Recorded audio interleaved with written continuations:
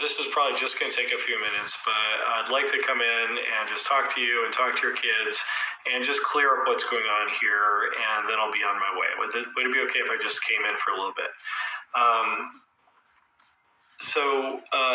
The biggest mistake that people tend to make is they tend to think to themselves, sure, I haven't done anything wrong. I can explain this away. That is the wrong answer. That is absolutely the wrong answer. That's the single biggest mistake that people make. And it's that belief that has resulted in some really, really terrible outcomes.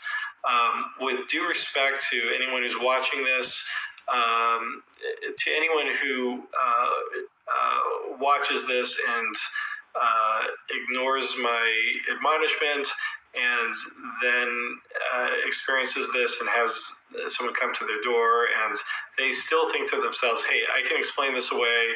It makes sense. I'll let them in. It's not a big deal.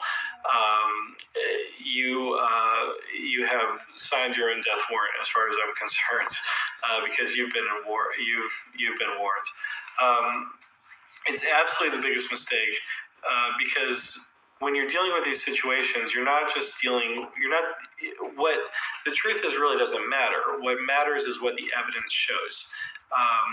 For CPS to take any sort of action at all involving you or your children, they have to collect evidence.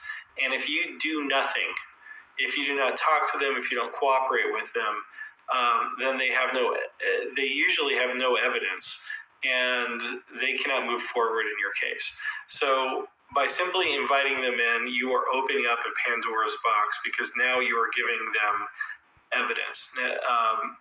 There's nothing that you can give them that's going to make your situation better. And the biggest problem is that you, more often than not, will just end up making things worse. And I'll give you some examples for that. So now you've said to the social worker, hey, come on in. Sure, we'll take a few minutes. I have nothing to hide. Come on in. I have nothing to hide. And so the social worker comes in.